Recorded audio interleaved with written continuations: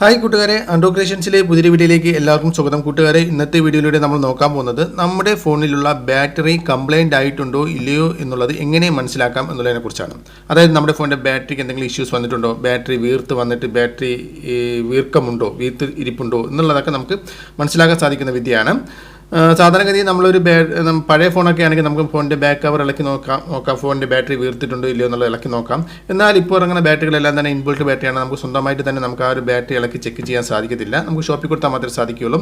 എന്നാൽ എപ്പോഴെപ്പോഴും നമുക്ക് ഷോപ്പിൽ കൊണ്ട് ബാറ്ററി കംപ്ലൈൻ്റ് ആണോ ഇല്ലയോ എന്നുള്ളത് നോക്കാനും പറ്റത്തില്ല. കാരണം അതിനും അവർ ടെക്നീഷ്യന്മാരും അതിൻ്റെ പൈസ വാങ്ങും. അപ്പോൾ നമുക്ക് സ്വന്തമായിട്ട് എങ്ങനെ മനസ്സിലാക്കാമെന്നുള്ളത് നോക്കാം, ബാറ്ററി കംപ്ലൈൻ്റ് ആയിട്ടുണ്ടോ ഇല്ലയോ എന്നുള്ളത്.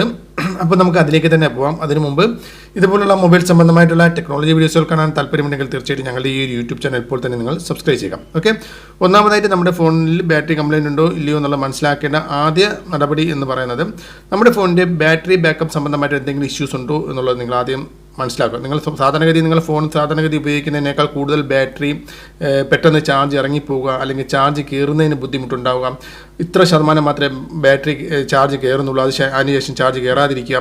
അതുപോലെ തന്നെ ഫോൺ ഇടയ്ക്കിടയ്ക്ക് ഓഫായി പോവുക. അതായത് നമ്മൾ ഫോൺ യൂട്യൂബോ അല്ലെങ്കിൽ കോൾ വരികയോ അങ്ങനെയൊക്കെ നമ്മൾ ഫോൺ ഉപയോഗിച്ചുകൊണ്ടിരിക്കുന്ന സമയത്ത് പെട്ടെന്ന് ഫോൺ ഓഫായിട്ട് താനെ ഓണാവുക, അതായത് റീസ്റ്റാർട്ടിങ് സംഭവിക്കുക. അത്തരം ഇഷ്യൂസുകളൊക്കെ നിങ്ങളുടെ ഫോണിലുണ്ടെങ്കിൽ സാധാരണഗതിയിൽ ബാറ്ററി സംബന്ധമായിട്ടുള്ള ഇഷ്യൂസാണ്.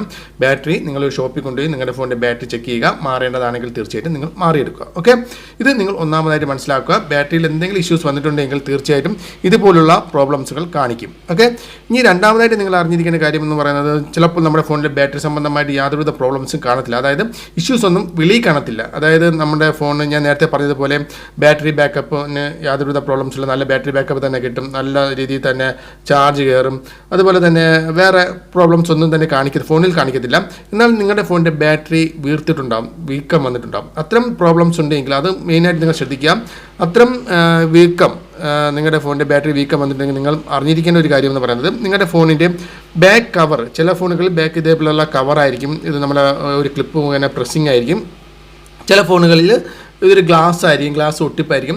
നിങ്ങൾ ചെയ്യേണ്ടതെന്ന് പറയുന്നത്, ഫോൺ ഇങ്ങനെ ഈ ഒരു പൊസിഷനിൽ വെച്ചിട്ട് ഈ ഒരു ക്ലിപ്പിൽ നിന്നും ഈ ഒരു ബാക്ക് കവർ വെളിയിലോട്ട് തള്ളി വന്നിട്ടുണ്ടോ എന്നുള്ളത് മെയിനായിട്ട് ചെക്ക് ചെയ്യുക. അതായത് ഈ സൈഡ് എഡ്ജ് എല്ലാം ചെക്ക് ചെയ്യുക.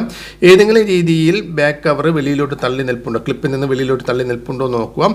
അതുപോലെ തന്നെ ബാക്ക് പൊസിഷൻ വന്നിട്ട് ജസ്റ്റ് ചെറുതായിട്ട് തടവി നോക്കുക. എവിടെയെങ്കിലും വീർത്ത് വന്നിട്ടുണ്ട്, ഏതെങ്കിലും സൈഡിൽ നല്ല വീർക്കം വന്നിട്ടുണ്ട്, ബാക്ക് കവർ വെളിയിലോട്ട് തള്ളി വീക്കം വന്നിട്ടുണ്ടോ എന്ന് ചെക്ക് ചെയ്യുക.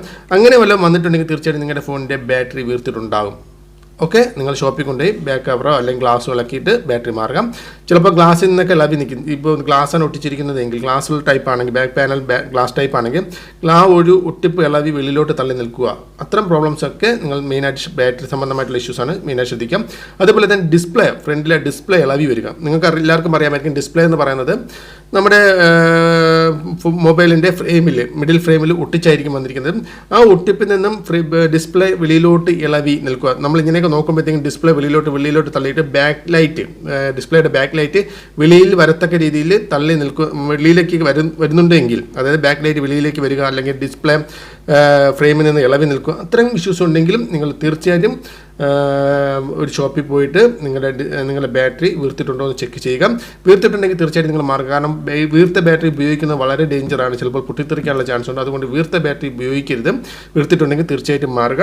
അപ്പോൾ നിങ്ങൾ ഇത്തരം കാര്യങ്ങൾ, ഇതുപോലെ കാര്യങ്ങൾ ശ്രദ്ധിക്കുക. അതുപോലെ ഡിസ്പ്ലേയിൽ ചെറിയ മങ്ങൽ ഉണ്ടാവുക, ഡിസ്പ്ലേയിൽ ചില കളർ വ്യത്യാസങ്ങളൊക്കെ ഉണ്ടാകുന്നതൊക്കെ ബാറ്ററി വീർത്തിട്ട് ഡിസ്പ്ലേ തള്ളുന്നത് മുഖേന സംഭവിക്കാം. അതുകൊണ്ട് ഡിസ്പ്ലേയിലെ നിറവ്യത്യാസങ്ങളും തീർച്ചയായിട്ടും നിങ്ങൾ ശ്രദ്ധിക്കേണ്ട ഒരു കാര്യം തന്നെയാണ്. അപ്പോൾ ഇത്തരം കാര്യങ്ങൾ നിങ്ങൾ ശ്രദ്ധിക്കാം. ഞാൻ ഈ പറഞ്ഞ രീതിയിൽ എന്തെങ്കിലും പ്രോബ്ലംസ് ഉണ്ടെങ്കിൽ തീർച്ചയായിട്ടും ഷോപ്പിൽ കൊണ്ടുപോയിട്ട് നിങ്ങളുടെ ഫോണിൻ്റെ ബാറ്ററി തീർച്ചയായിട്ടും ചെക്ക് ചെയ്യേണ്ടതാണ്. ഒരു പക്ഷേ നിങ്ങളുടെ ഫോണിൽ ബാറ്ററി വീർത്തിട്ടുണ്ട്, നിങ്ങൾ ആ ഒരു വീർത്ത ബാറ്ററിയുമായിട്ട് തന്നെ നിങ്ങൾ വീണ്ടും ഉപയോഗിക്കുകയാണെങ്കിൽ എന്തൊക്കെ പ്രോബ്ലംസുകൾ നിങ്ങളുടെ ഫോണിൽ വരും എന്നുള്ളതിനെക്കുറിച്ചുള്ള വീഡിയോ ഓൾറെഡി ഞാൻ നിങ്ങളോട് പറഞ്ഞു തന്നിട്ടുള്ളതാണ്. തീർച്ചയായിട്ടും അതും കൂടി കാണണമെന്ന് ആഗ്രഹമുള്ളവർ അതിൻ്റെ ലിങ്ക് ഈ വീഡിയോ ഡിസ്ക്രിപ്ഷനിൽ തീർച്ചയായിട്ടും അവിടെ പോയി നിങ്ങൾക്ക് ആ ലിങ്കിൽ പോയി നിങ്ങൾക്ക് വീഡിയോ കാണാവുന്നതാണ്. ഓക്കെ, അപ്പോൾ ഈ ഒരു വീഡിയോ നിങ്ങൾക്ക് ഇഷ്ടപ്പെട്ടുവെങ്കിൽ തീർച്ചയായും വീഡിയോക്ക് ലൈക്ക് ചെയ്യുന്നതോടൊപ്പം തന്നെ മറ്റുള്ളവരുടെ അറിവിലേക്ക് ഷെയർ ചെയ്ത് കൂടി കൊടുക്കുക. അടുത്തൊരു വീഡിയോ വീണ്ടും കാണുന്നവരെ ബൈ.